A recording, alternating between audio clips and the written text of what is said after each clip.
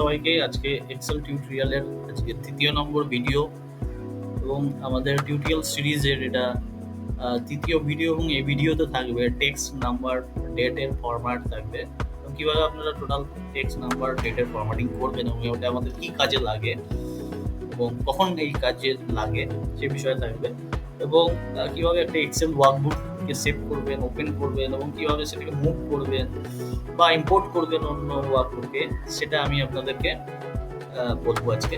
এইখান থেকে আপনারা জানতে পারবেন। তো চলুন শুরু করা যাক এবং সাথে থাকুন।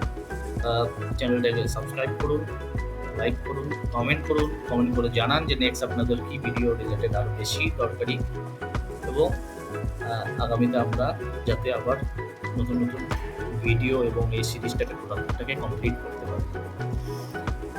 তো আমি একটা ডেটা শিট আপনাদের সঙ্গে শেয়ার করছি। তো যেই ডেটা শিটের মধ্যে দেখুন যে আমাদের অলরেডি কিছু ডেটা রয়েছে। যেরকম আমরা যখন অফিসে কাজ করি তখন কিন্তু এইরকম অনেক আমাদের কাছে ডেটা আসে, যে ডেটা থেকে আমাদের কী করতে হয় না আমাদেরকে কাজ করতে হয় এবং ওই ডেটা সবসময় সঠিক ফরম্যাটে থাকে না। অর্থাৎ আমি চাইছি ডেটার যে ফরম্যাট সেই ফরম্যাটে সাপোজ নেই, সাপোজ এখানে ডেট রয়েছে, সেই ডেটটা আমাদের কাছে রয়েছে অন্য ফরম্যাটে। সাপোজ হতে পারে যে ডেটটা এইরকম ফরম্যাটে রয়েছে। তো আমি কীভাবে এই ফরম্যাটটাকে, ডেটের ফরম্যাটটাকে নিজেদের মতো আমরা করবো, তো আমাদের অ্যাজ পার রিকোয়ারমেন্ট আমরা করবো। তো সবার প্রথমে আমি দেখুন গিয়েছিলাম, তো আপনাদেরকে আবার দেখিয়ে দিই আমি কীভাবে ডেটাটাকে সিলেক্ট করে আমরা রাইট ক্লিক করবো এবং ফরম্যাট সেলে যাব। ফরম্যাট সেল থেকে আমরা যে কোনো ডেটাকে আমরা ফরম্যাট করতে পারি। এখানে দেখুন অনেক ক্যাটাগরিজ রয়েছে এখানে ফরম্যাট সেট করবার জন্য। এখানে জেনারেল, নাম্বার, কারেন্সিতে কনভার্ট করতে পারি, ডেট, টাইম, পার্সেন্টেজ, স্পেশাল, বিভিন্ন টেক্সট, সাইন্টিফিক ফরম্যাটে এবং আমরা কাস্টমাইজেশনও করতে পারি এখান থেকে। সাপোজ এই ডেটটাকে আমি যেরকম করতে চাইছি এটা রয়েছে এই ফরম্যাটে, এখানে হাইলাইটেড ধরুন আগে কি বার রয়েছে সেটা রয়েছে, তারপর ডেটটা রয়েছে। তো আমরা এটাকে নর্মালি কোনো আগে ডেট থাকবে, মান্থ থাকবে এবং ইয়ার থাকবে সেই ফরম্যাটে করতে চাই, তবে এটা সিলেক্ট করে আমরা ওকে করতে পারি। নচেত আমরা কি করতে পারি, এখান থেকে আমরা কাস্টমাইজ করতে পারি। কাস্টমাইজেশন করতে গেলে আপনাকে নিজেকে সিলেক্ট করতে হবে। এখান থেকে আপনি কিছু এখানে দেখুন ডিফল্ট রয়েছে, এছাড়াও আপনি যদি নিজের মতো করতে চান, সাপোজ আপনি চাইছেন যে ডে থাকবে, তারপরে ফেব থাকবে, যেরকম জানুয়ারি JN থাকে এবং ইয়ার থাকবে এবং ইয়ার কি থাকবে না, ইয়ারে আপনার দুটো জাস্ট থাকবে, দুটো সংখ্যা থাকবে এবং 2025 মানে অনলি 25 থাকবে। তো আমি এখানে কি লিখবো না, আমি ডিডি দিয়ে আপনি বেসও দিতে পারেন বা আপনি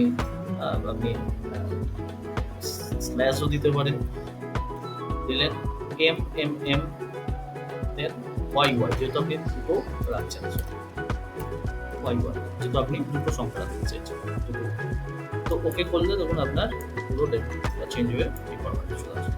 এভাবে আপনি ডেট ফরম্যাট চেঞ্জ করতে পারবেন। আপনি টেক্সট ফরম্যাট দেখুন, অনেক সময় ডেটের ফরম্যাটের ক্ষেত্রে বলি, অনেক সময় ডেটের ফরম্যাটে আমাদের না এরকম ডেট থাকে না, নাম্বার থাকে। তো সেক্ষেত্রে বুঝতে হবে যে সেক্ষেত্রে আমাদের এই ফরম্যাটটা যেটা রয়েছে, এটা ফরম্যাটটা আমাদের অ্যাকচুয়ালি টেক্সট ফরম্যাটে রয়েছে, ওকে, বা নাম্বার ফরম্যাটে রয়েছে। তো সেক্ষেত্রে আমাদের এই ফরম্যাটটা আসে এরকম হতে পারে। সেক্ষেত্রে আমরা কি করবো না, ডেট ফরম্যাটে এখান থেকে গিয়ে চেঞ্জ করে দেবো। ডেট ফরম্যাট আমি যেরকম আপনাদেরকে দেখালাম, ডেট ফরম্যাট কাস্টমাইজেশনে গিয়ে আবার দেখাই DD MMM YY, সাপোজ এই ফরম্যাটে রাখবো আমি এখানে করে দেবো। তো টেক্সটের ক্ষেত্রে দেখুন, টেক্সটের ক্ষেত্রে আমরা সেম ভাবে ফরম্যাট সেলে গিয়ে আমরা রাইট ক্লিক করে আমরা দেখতে পারবো যে এটা টেক্সটে রয়েছে, ওকে। এটা যদি নাম্বারে থাকে তাহলে আমাকে টেক্সটে কনভার্ট করতে হবে, ওকে। তো আমরা টেক্সটে কোয়ান্টিটির ক্ষেত্রে দেখুন এগুলো অ্যাকচুয়ালি নাম্বারে রয়েছে, তো আমাদেরকে দেখে নিতে হবে যে এটা নাম্বারে আছে নাকি।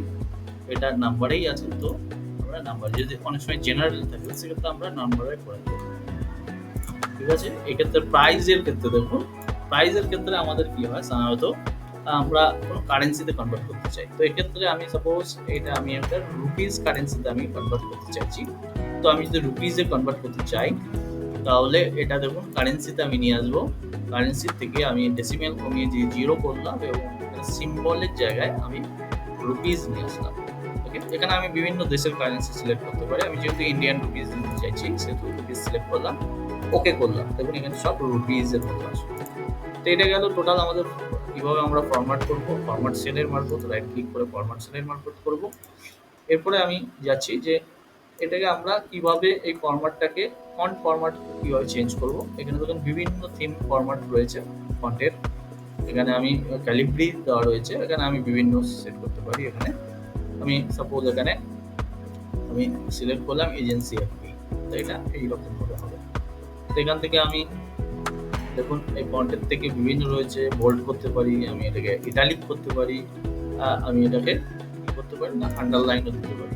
তো এইভাবে আমি চেঞ্জ করতে পারবো এবং এখান থেকে আমি বর্ডারও দিতে পারবো, বর্ডার রয়েছে।